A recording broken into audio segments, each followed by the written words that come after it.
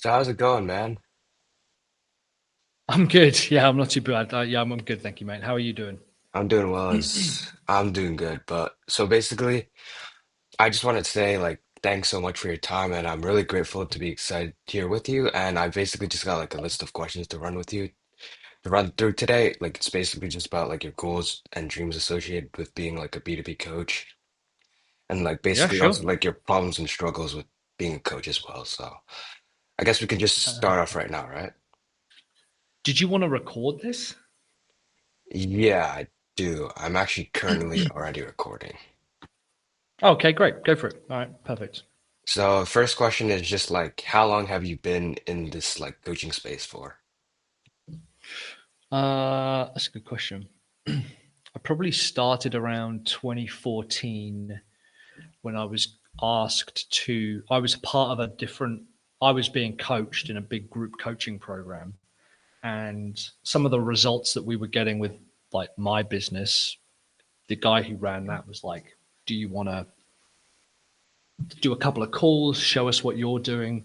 And that ended up turning into a kind of a full time position, really. And then I left and set up my own coaching company, um, which we actually shut that down in 2023. So we'd run it for like 8 years or something. And it was, perfectly successful.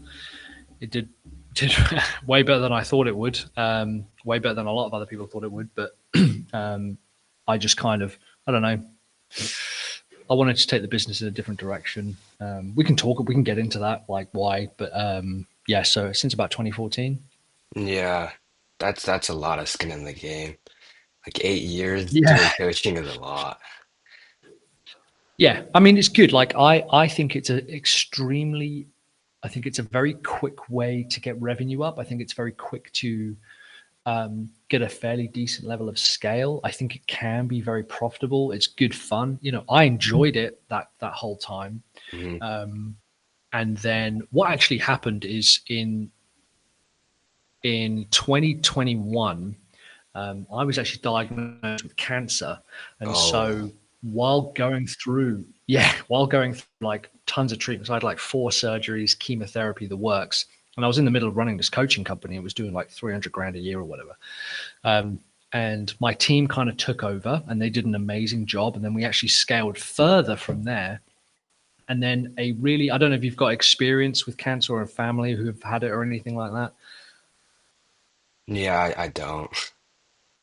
Yeah, so and that's fine. But what a really interesting thing that happens after you are like not cured. They say that you're in remission, right? They say like, yeah, we've been it.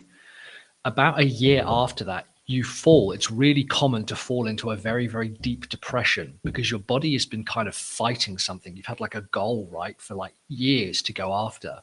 And so in 2023, I became really, really depressed. I was like, I don't want to run this business anymore. I don't want to do this.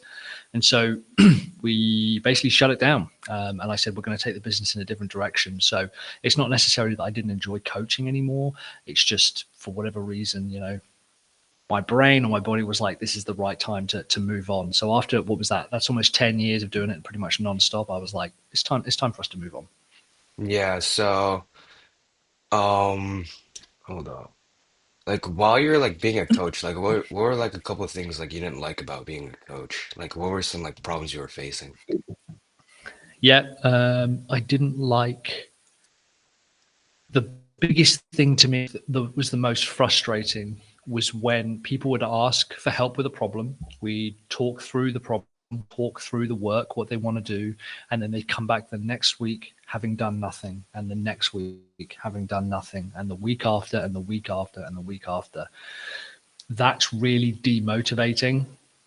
I would say it's probably 10%, 8%, 10%. So 10% will never do anything.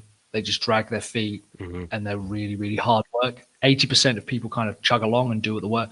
And then you'll have 10% of people who just like take off and skyrocket. But yeah, that's a really common one for me was people who just don't do the work, which over time we got better at handling. Um, and another thing that I don't really like is I really struggled I struggled to run the business where I wasn't the center of attention or the oracle, which is a very difficult position to be in because people come to calls asking, essentially looking for help and looking for guidance. And a good coach will help guide someone to their own answer.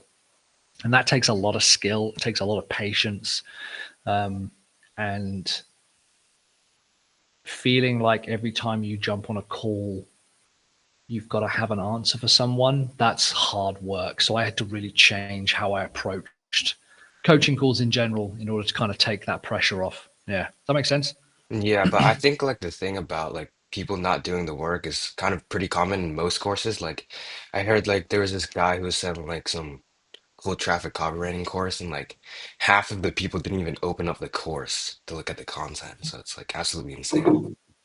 A few years ago, I did a program. It wasn't so much a coaching program. It was like a program with a community, and there were calls, and there was there was coaching and support alongside it, and that was £70,000 at the time, and that was in 2018. And I religiously did everything. I was like, I'm going Hmm. to turn up to every meeting, and it was live. Like I'd have to travel up to London. I don't live in London, so I'd have to travel to London, do all the calls.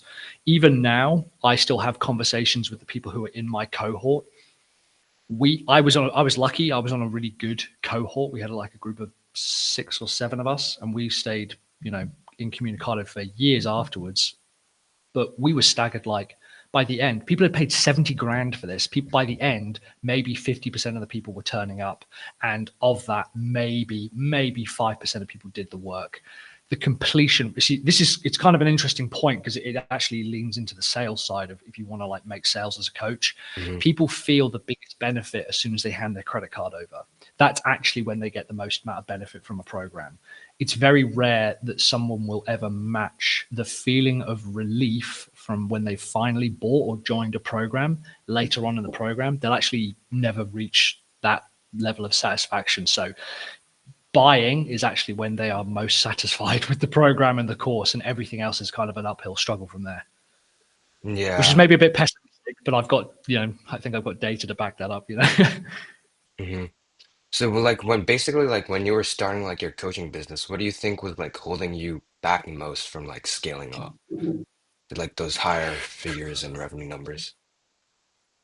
Yeah, that's a good question. I think when I noticed a change is when we focused down on having a really clear, tangible offer. So we never, the moment that the coaching went absolutely bananas and like I physically couldn't keep up, we were hiring coaches to take on my work and we had multiple time Hmm. zones.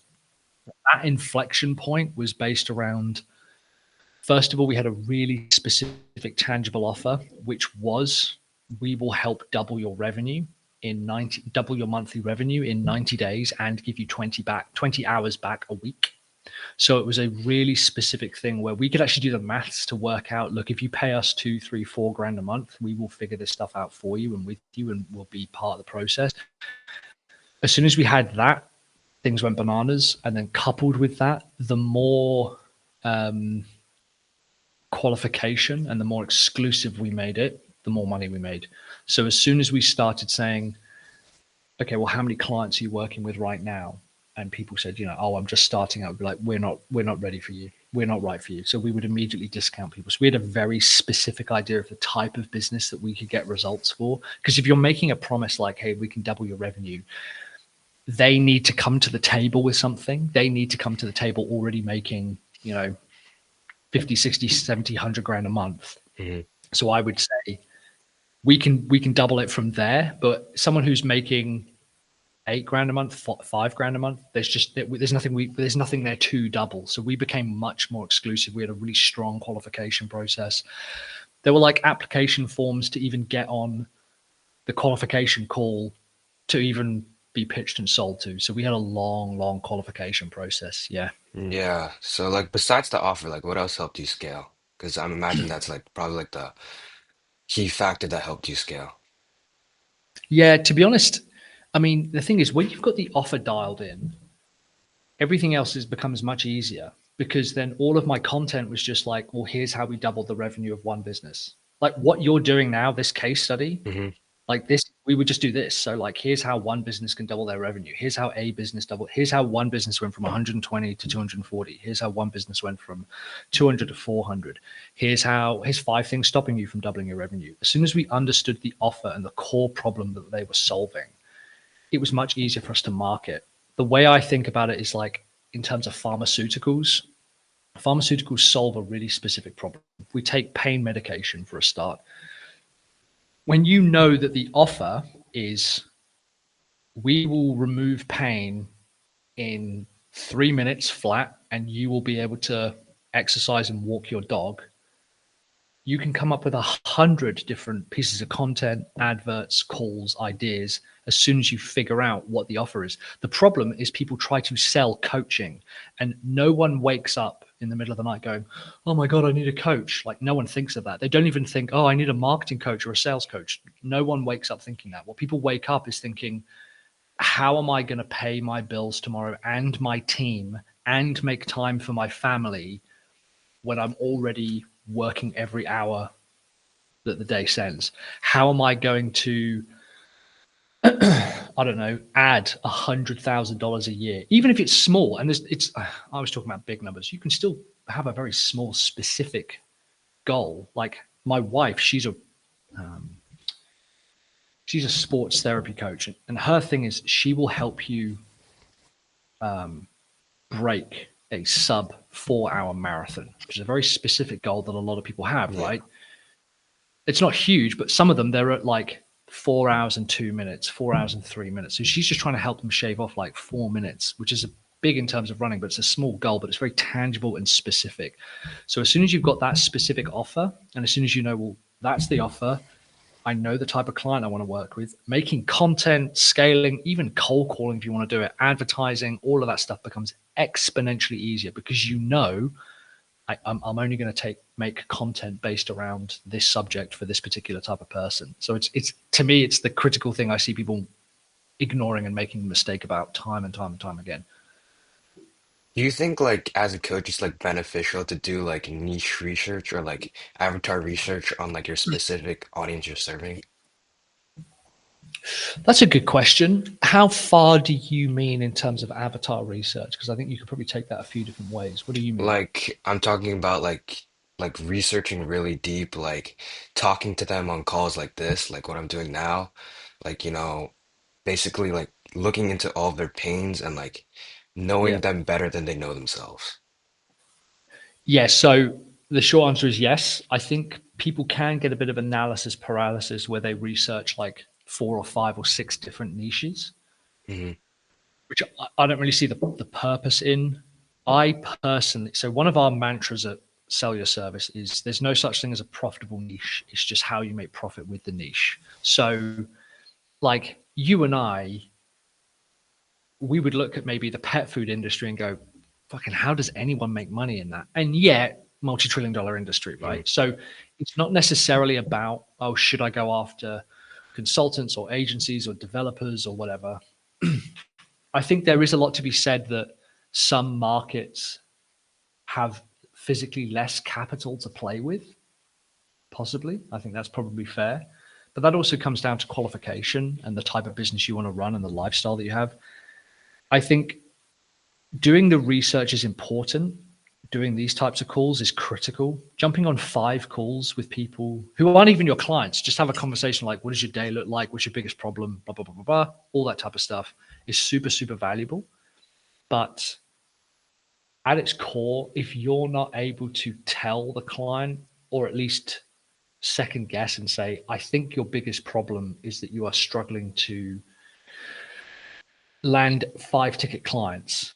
If you can't articulate that to them, then you don't really have a business for anything. So the research has to end up somewhere where you have a really tangible benefit. It's kind of like I say, like if you and I were to research women in their 40s who were very active, now they've got a family and they've got all of these, like they're having to get the kids ready, they're having to get their career ready, they're having to spend time with the family, blah, blah, blah, blah. They've got all these problems. At its core, there will be one, maybe 2 big overriding problems that they want solved. When you go to A&E with a broken arm, they don't say, well, hey, have you thought about taking these like vitamin supplements? Because it's a complete, while it might be useful and a relatively like important part long term, the reality is that that's not the main pain point I'm trying to solve right now. So unless the pain point you have is really, that your client has, is really, really specific to you, um, again, I don't think you have an offer. If you don't have an offer, you have a business. So yeah, niche research, super, super important, but it has to end up with like a sentence, a core pain point that overrides everything. And it's probably more simple than people give it credit for. Yeah, so like when you're being a coach, like what else did you like? Like what did you actually like about being a coach? That's a good question. I think the thing that always brought me the most amount of satisfaction and a feeling of contribution was when someone else would get better results, get incredible results. And ultimately, I wanted all my clients to make more money than I made. Like our kind of big thing was we want everyone to be making exponentially more money than we are. So whenever a client would say, hey, I've just landed a $50,000 deal or a $120,000 deal, that to me would always be the best possible result. So seeing clients get results, seeing kind of the changes that they make, I really liked that a lot. And then secondly, I actually enjoyed, which maybe the direction for why I took the direction I did now, is I ended up enjoying running a business. So I like, managing a team now. Hmm. I like growing a team. I like managing people and growing their skill sets and things. And and less, I'm becoming like the center of the business or the face of the business or whatever. Um, yeah, and that's maybe come with time. So those are a couple of big things that I really enjoyed. Yeah. Like if is there like anything about like being a coach that you wish like you didn't have to deal with? Like some really annoying thing that you just didn't have to deal with? Mm, there are 1,000 things that I wish I didn't have to deal with, but I would end up hiring people to do them for me. So Mm, like admin was incredibly boring to me, like call scheduling, making sure the recordings got uploaded and stuff. That was probably the first thing that I hired for, was to make sure that someone else took care of the calls, someone else took care, as in the bookings, the meeting links, uploading the recordings, transcribing it, all of that type of stuff. I hated doing, and so I hired someone to do that immediately. Um, Maybe I'm unusual, but I actually liked selling. I liked pitching. I liked marketing. I liked closing. I don't ever have a problem with that. I personally believe that if you aren't willing to go out and sell your products, then why would someone be bothered to buy your products? hmm. Maybe controversially there. I think you have to sell, and if you want to be a semi-decent coach, because no one will care about your business and your results more than you. So I didn't really mind that. But a lot of the admin stuff, and now we have, like a full-time finance person, a full-time editor, full-time. So there were tons of things. So it's interesting if you flip it around the other way around. What we used to have is my singular core job when I was coaching. The only thing that I was supposed to be doing was helping someone double their revenue. That was it. That was the only thing I was supposed to do. So anytime I did something that wasn't that, anytime I answered an email, anytime I uploaded something to YouTube, anytime I scheduled some Facebook posts, that was pulling me away from my core role. So the core role was, I'm just trying to help someone double their revenue.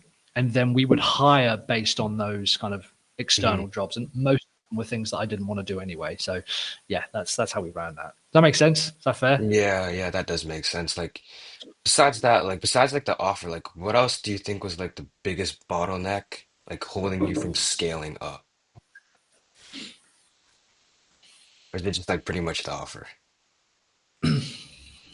No, it's a fair question to ask it again. I think as soon as we understood, well, I mean, I suppose if you wanted to kind of step it a layer up, it was my own ego, I suppose. I kind of felt, no, but our coaching is different. It's, more complex, it's more nuanced. We've got techniques and processes, and actually none of that shit matters. So as soon as I understood, well, what do they want?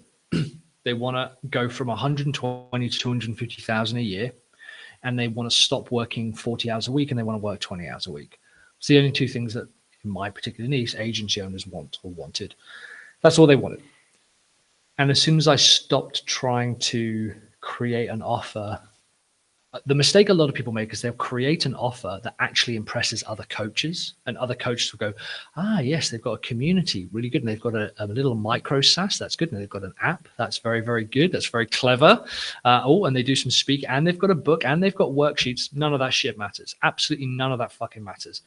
If you and I were to pitch two different businesses, and I said, well, I've got an app and a community and a coaching program and weekly calls and 2 weekly calls and 3 calls a week, and you can get one-on-one calls and blah blah blah, and you said, I will help you make $100,000 in the next 90 days, which one of us do you think people will end up wanting to work with? It's the person with the hyper specific Hmm. offer in a time frame. So as soon as you step out of your own way, and you will have, I got rinsed by other coaches all the time, constantly saying, Mike doesn't even have a coaching platform. Like, I never used membership software or any kind of that shit. Like, never used it. We had calls on Zoom, and then we shut that down and we just ended up going to Google Meet. I never had an app. I never had Discord. I only ever had one call a week on a Tuesday at 2 p.m. And this is for $2,000 a month I was charging. Yeah. We didn't have software. We didn't have any of that shit.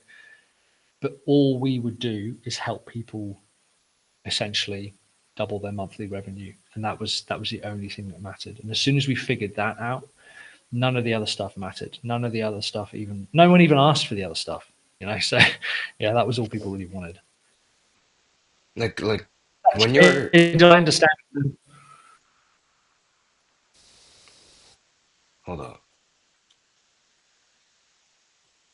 So like basically like when you're a coach, like what was like your biggest goal? Like what was like your North Star, like driving you to do the work, basically?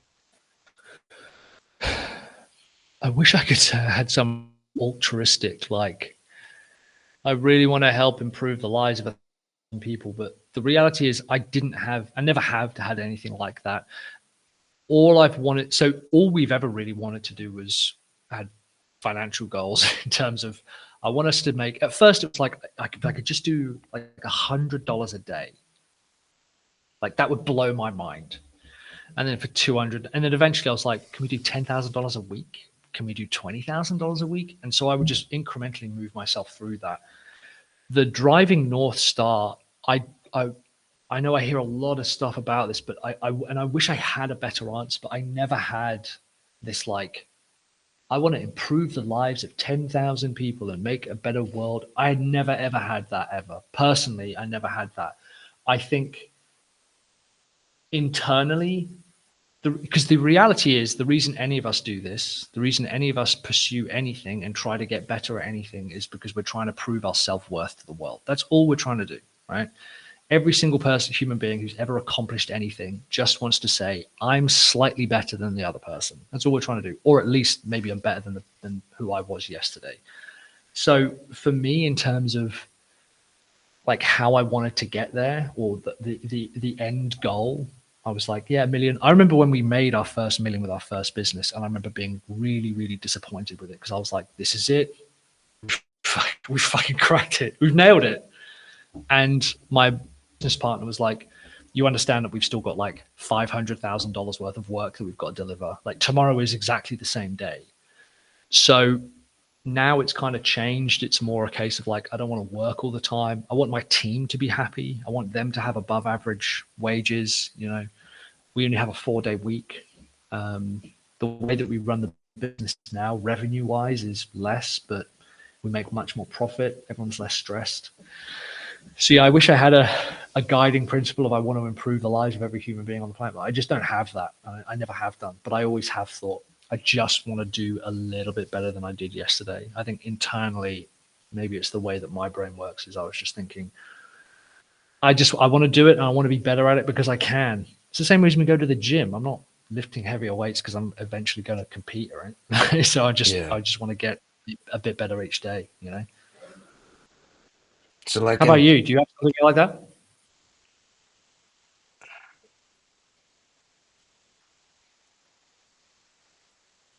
I mean for my North Star, it's kind of just like I don't know, it's just like the sense of progress, of like progressing in the business, like a sense of achievement. Yep. Yep. Yep. And that's enough. I think the whole thing about you've got to have a big world changing goal. Personally, I think is absolute horseshit. The most impactful businesses that I've ever worked with have just said, we want to have a place where every single member of our team feels taken care of.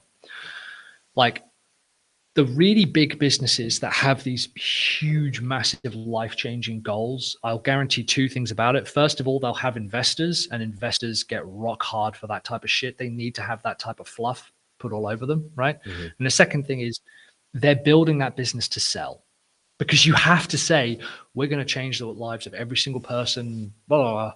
Great. That's super, super valuable to get investors on board.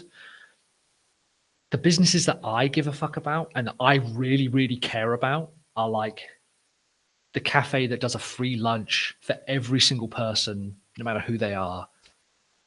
And they're like, we just want to give someone a free lunch once a week. That's it. I'm like, that's fucking awesome. Like to do more of that. Like that's what people care about. So I'm very, very skeptical of people who have these huge world changing goals. They certainly exist. They're certainly out there. It's a way to build a business. It's not the only way to build a business. To say to yourself, I want to make enough money whether I only have to work 20 hours a week. I feel like I'm contributing to the world. I feel like I'm helping some people and I've got some money left over to save and play with. That is more than enough. That's a beautiful, perfect goal. You're taking care of yourself for everyone else. That's all you need. Yeah. Maybe that's a bit harsh, but I think that's all you need. Yeah. So like basically like when you're running your coaching business, like were there like any aspects of it that you really struggled with, like creating content or like writing copy for like I don't know, like your funnel? Like is there anything like you particularly really struggled with? We used to struggle with it way more until we got the offer dialed in. So I would work exceedingly hard at trying to figure out, well, how can I structure this? How can I say it? How can I sell it?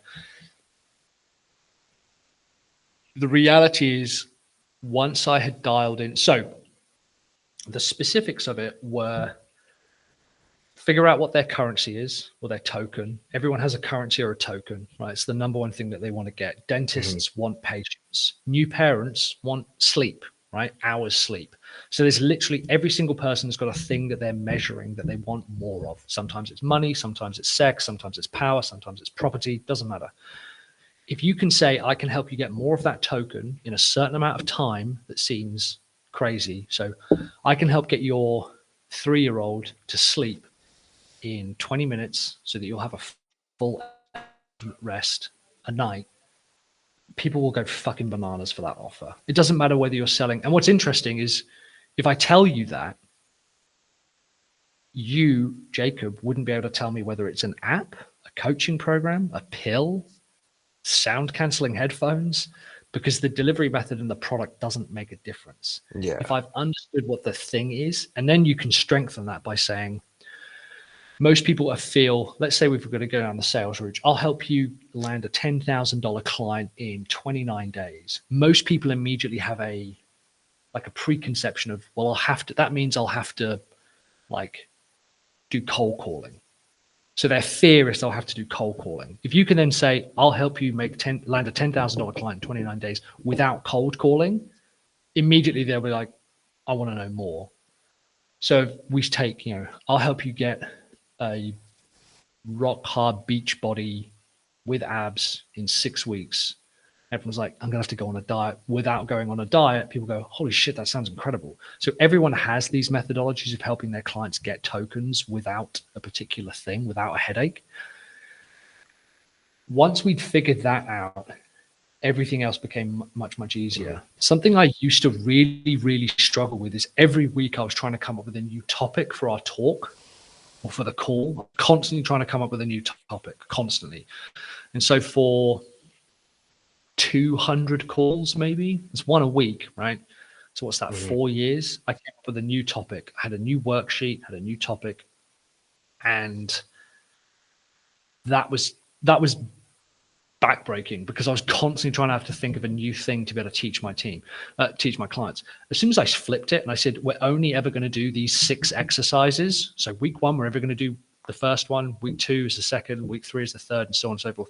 The start of the next 6 weeks, we start the same exercise again. As soon as we understood what the actual token is that they're trying to get, what the problem is they're trying to solve, we only needed to do 6 things over and over and over and over and over. So it cut back massively on the amount of work that we had to do. And then that became much easier to teach other coaches how to run that because they were having to run 6 calls.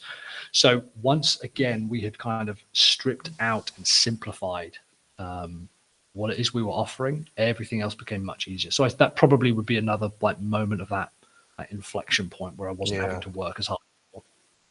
Because the thing is, like with these businesses, right? I feel like most people like they focus too much on like getting the sales, like getting leads in, like trying to sell them on these sales calls, but like they don't focus on like the fundamentals of just, getting your offer right and getting your mindset right, you know? Like, so you're basically 100% on the money. The problem is, Jacob, if you figured that out, you will never be able to convince someone of that until they figured it out themselves. It is like trying to convince someone that water flows up. Our whole thing was sales coaching. Essentially, if you boiled it down to what it was behind the scenes, it's essentially sales coaching. So if I'll help someone double their monthly revenue within 90 days without working harder and we lower their working hours, the sales portion, everyone thinks that selling is getting very good at copy, getting very good at marketing and promoting, getting very good at having conversations, being really clever, turning objections and closing. In actual fact, people who are like the world's best salespeople, everyone says, oh, the world's best salespeople never have to sell. And they're 100% correct. And the reason for that is because the world's best salespeople understand this is the token that I'm giving people, an extra $100,000. Now, to a $240 million a year mining company, they are not fucking bothered about an extra 100 grand. Why would they? Like, they spend Yeah. that on fucking printer ink, right, a year. So it's accepting the fact that only 0.01% of any market is going to be interested in working with you. That's fine. Don't try and appeal to everybody. You want 99.9% of people to say, no, that's not for me. As soon as you say, I'm only going to work with these types of people, and you spend 95% of your time qualifying them. So asking them questions, deep diving their business, figuring out what's wrong with their business, why haven't they got there? Frankly, a lot of the questions that you're asking on here, by the end of it, all you're trying to figure out is, okay, our program is $25,000. You're currently at A. We can take you to B. We can start on Monday. That's as fucking complex as the pitch needs to get. Is if you start qualifying people more and you make sure that you only have conversations with people who could like benefit. The problem, as we kind of stated earlier, is too many people are trying to sell vitamin supplements to people with broken arms. They're just not interested. It's not that big enough of Hmm. a pain point. There's nothing you can do about it. There's nothing I can do about that. So yeah, I think selling is critical, but too many people, I think, get caught up in the sales process and they're like, oh, I've got to have like 2 calls and I've got to have a qualification form in between. I've got to do this. If that's the stuff you're worried about, then chances are you still haven't figured out what your offer is. And that's a really dangerous place to be in because you'll end up Yeah. expending a lot of energy. Is that something you've seen then? You've seen it happen a lot? Yeah, I feel like um I don't know if you know Charlie Morgan, but like he was basically Yeah, I saying know, like Charlie. a lot of like these coaches like they just focus too much on the sales process. Like you don't need to focus on that. Like the biggest leveraging points are the fundamentals, like the basics. It's just like your offer basically. Like that's just what you need to get right because like if you don't get that right, like people see your offer as the same as everybody else. It has to like stand out in the market, you know? Yep. Yep. So this is precisely the point. Like there's no point in trying to improve the speed of the ship or the capacity of the ship if you have no idea where you're heading. And to too many people, you see, the problem is we all learn a craft and a skill, like whether it's writing or pottery or cooking or whatever it is. And we think that the way to sell that is by telling people how much expertise goes into the craft. And the cold, hard reality is your customer does not give a shit about that. No one cares about double glazed furnace, 430-degree glass that takes, 18 days to cool down in the kiln. Hmm. What I care about is when I give this ornament to my wife, she's going to remember that kind of time we went to Montana and it fundamentally changed our relationship. That's what I'm actually buying. And people think they're above that. People think they're above selling the thing that people actually fucking want. So they try to get clever and they try to talk about all of the features and the specifications and the technical parts because they're worried that when other craftspeople, other coaches, other marketers, other salespeople, whatever it is, will go, oh yeah, but that's not how I do it. That's not very good. I'm like, I can give two fucks how you do it. The reality is my customers want $100,000 clients. So that's what I sell them. And chances are I don't need to have a really complex system for selling that because I'm saying you are having a $100,000 client after working for 90 days with me. That's all you need to work on. That's the entire sales process. Yeah. So it's very, people overcomplicate it massively. I mean, like in the end, like money is just made when value is created, and like value is just created when like pain is alleviated, right? So like in the end, it's just about alleviating pain. Yep. It's literally, so there's like a big it's an interesting exercise where you take a look at if someone wants to get from A to B, we say the wider the gap, the more money that they're likely to pay. And actually, the evidence shows that people, the perception of how big the problem is, if you're actually at 98%, that last 2% is the most painful part. Hmm. So, like, I don't know if you do like calisthenics or go to the gym or anything, but for years I was trying to get a muscle up and I was really, really close. It's like a gymnastics movement where you pull yourself over the bar or over the rings. For years I was trying to get this and I could almost get it. I'm relatively strong, I'm fit, I've been doing it a long time. I said to a coach, I was like, I will pay you any amount of money you want to get me over the bar. That's all I want is to just get over the bar. I was already there. It's just something wasn't clicking. Too many people try to say, I will literally take you from beginner runner who has never run before into pro marathon athlete. And it's just not going to fucking happen. You are better off working with people who are 70, 80, 90% of the way there because that final 10% will be so much more painful to them than than people who have like got no concept of what 0 to 1 is. That alleviation of pain is the sales process. It is your offer. It's absolutely everything that you should be bringing to the market. But for whatever goddamn reason, and if you can figure out why people do this, you will be the wealthiest man on earth because people cannot just accept I need to get out my own way. I need to stop sticking my head up my own ass and I need to start thinking, what is the biggest pain point my market is facing? And if you can't fix that, then choose another goddamn market because it's not going to change, right? That's the number one thing people want, right? So like after like you got like your offer right and you got it like on point, like what was like the biggest bottleneck you had in terms of scaling after like the offer? Like, Probably hiring people was the big one because we were then growing to the rate where I couldn't do everything. So we had to hire more content creators, we had to hire more coaches, we had to hire salespeople. That was the biggest bottleneck was physically amount what my time was, where it was being spent. And like I said, my core role is actually just helping people double their revenue. That's the only thing I should have been doing. So anytime I was like a sales call or creating content or uploading stuff, that's when we had to completely shift that. So yeah, hiring people. I think we've got a good hiring process now. We've got a very, very small team. It's very small. It's much smaller than it was when we ran a coaching company. But yeah, hiring good people. That was probably a big bottleneck. well, why do you think like hiring good people was like the biggest bottleneck? Like, was it like the process of like having to onboard them and like get them integrated into the team? Like, what was it? Uh, I wish I had a smart answer for this, but I think finding people is really easy, but finding someone who will do what they say they're capable of doing a month into being hired is very, very different. I would say so. We've got 3 people on my team now who are absolute rock stars to the point where essentially they run the business. It Mhm. allows me to do calls like this. They take care of 95% of the business operations.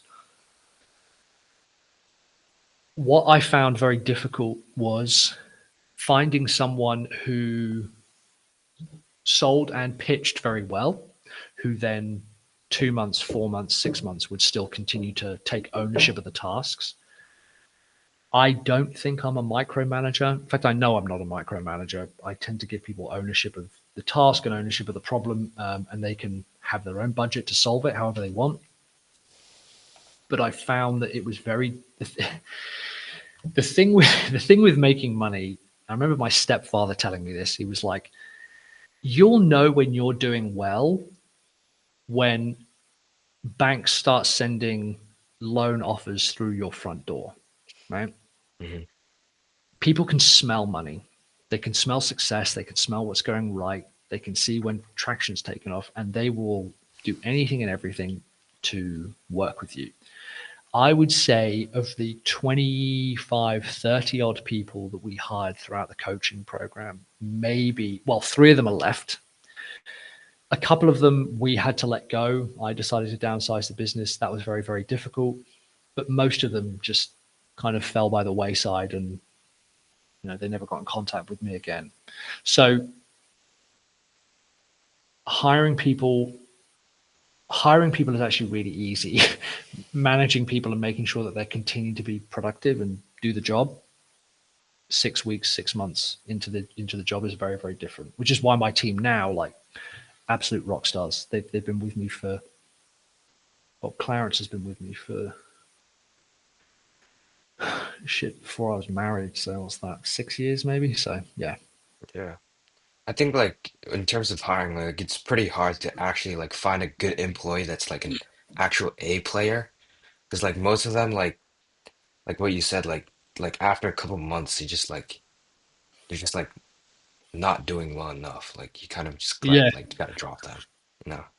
Yeah. So like I was always taught you're better off hiring one Da Vinci than 1,000 imitators. Yeah.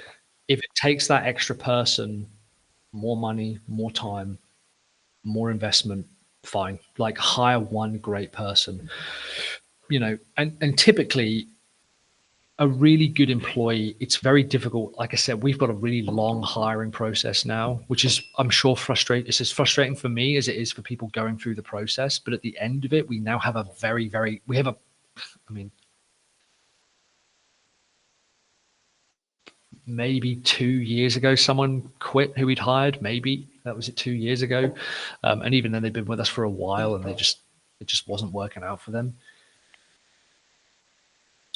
I don't think people spend enough time figuring out, well, what do I want from this person? What do I want from this employee? They're not going to be able to do everything. They're not going to be a marketer, copywriter, digital marketer, customer support, admin, and finance person. It's just not going to happen. Mhm. So you're better off thinking, what are the 5 things that I want taken off my plate? And I'll just get them to do this really, really, really, really well. Um, that's a big, big difference. So yeah, I agree with you there. Yeah. So like I feel like when making an offer, there's like making an offer like for your coaching business, there's like a couple of things that, people like get wrong. Like what do you think are like some problems like people have with their offers for coaching businesses? Not making them enough. Like that's a big one. Is the amount of times because now it's really interesting because we just run an affiliate marketing company now. Hmm. That's all we do. Is Yeah. we just affiliate for a company called High Level, and so I tend to jump on calls like this. So if people are struggling with their agency or their coaching or whatever, I'm like, yeah, it's fine. Let's just jump on a call. And the number of times I've said, when was the last time you made an offer to your list or your audience about your coaching program? And they're like, oh, all the time, all the time. I'm like, cool, tell me when. When was the last date? And they go, yeah, it would have been. I mean, well, we didn't do anything last week, and then we didn't do anything the week before. And we'll go back, and I'm like, so you haven't made a fucking offer for 3 months. Shit knows why you're not getting any leads or sales in. You're not making enough goddamn offers. Audi, right? The car company Audi still has to advertise 4 times an hour, every hour in the middle of the Super Bowl, right? Audi. Everyone knows you. Everyone can draw their goddamn logo. Kids draw their logos. And yet Audi understand we still need to advertise 40 times a day on one channel alone in order to sell cars. Your coaching company is not so well known that you don't need to make offers. Hmm. You should be making an offer a day. And people say, well, my list isn't big. And I go, well, then you should be making 2 offers a day then, because you should be able to be jumping on calls with every single one of these people and saying, what's the biggest problem you're suffering from right now? I think I can help with that. Would you like some help with that? So it's not about, I think a lot of people have this like mentality where if you think about firing a bow, they spend ages sort of trying to line up the perfect shot. And they think if they let go at the right moment, they'll hit a bullseye. And they release the perfect video and they won't need to do any of that work. And it doesn't fucking work like that. What you need to do is make an offer a day and go, okay, I've made 100 offers and not a single person's bitten. Maybe I need to change something. Hmm. So to me, the biggest mistake I see repeatedly, fundamentally, is people are not making enough offers. And the amount of times I see people go, oh yeah, but we created some content and we posted it. I'm going, great, show it to me. And it's really useful. And they say, hey, here's the 5 fucking best books I've read on whatever, blah, blah, blah. Anyway, blah. And I'm like, okay, where was the offer? Sorry. There's no call to action. There's no of you saying like, oh, if you want to solve this problem, work with me. There's not even a goddamn link in the description. Go, well, but social media, it's not like that. I'm like, well, it is. You absolutely need to be making offers. You're not an entertainment channel on YouTuber. You're also not a lifestyle influencer. Your job is to drive leads and sales for your business. So yeah, you need to have a call to action inside your page. You absolutely need to be working on that. So yeah, not enough people are making enough offers, in my humble opinion. What about like experimenting, like in terms of like experimenting with like sales scripts and things like that? Like, do you think like people struggle with that, like figure out what works? Because it's a long process, right? Like 95% of what you test is simply just not going to work. Yeah, but that's like true of everything, right? Like Yeah.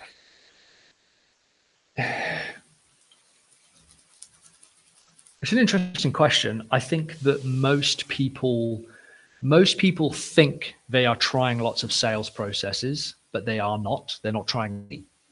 Trying a sales process means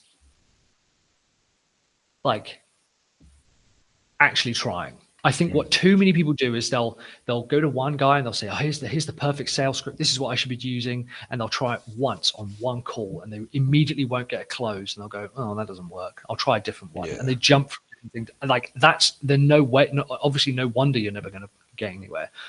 What you need to do is like, I've been doing this a long time. So before I even did this, I worked in corporate sales. Yeah. And the longer I've been doing this, the longer I've realized that every sales process on the planet, no matter what script you use, no matter what process you use, comes down to 2 things. It's working out, does it make sense for us to work together? That's it. That's literally the sales process. Physically, does it make sense for us to work together? And am I enthusiastic enough about my own product to transfer it to them? It's a transference of enthusiasm. That's it. If you were to say to someone, instead of using the word sales, I want you to try and figure out whether it makes sense to work together, they would go, oh, okay, well, let's jump on a call. So Jacob, take me through your top 5 problems. And you would say, well, Mike, take me through the top 3 times you've done this for somebody else. That's the entire sales process. There's Hmm. ways around that. There's ways to get like slicker at it, and there's like qualification things. But all you're trying to do is work out. You're sat on the same side of the table. This is what I used to teach: is imagine you're both sat on the same side of the table, looking at the same problem. Does it make sense for us to work together? Well, my services are $25,000 a year. I think based on everything you've told me, we can help you make more than $5,000 a month. That seems to make sense. Does that sound fair? And I go, yeah, that's really, really good. Excellent. Well, I think we can work together starting next week. What's the long card number? That's all you need to worry about. I think what people try to do with sales processes is they try to overcomplicate because they, one, want to avoid talking about the budget. So a lot of people try to have really clever, like So tell me the, estimated feelings you've got about what you're looking to invest. And I'm like, fucking, okay, how much are you thinking this is going to cost? I don't know, 25, 30 grand. Perfect. Move on. Like most people learn scale scripts to avoid having awkward conversations. But the irony is, if they didn't treat it like a sales call, then they wouldn't have an awkward conversation about it. They'd just be trying to work out, does it make sense for us to work together? So I think there is some importance in experimentation, but I don't think people are doing it enough in the first place. I don't think people are doing it 10 times, 20 times before they make a change. Yeah, Did I but understand your question?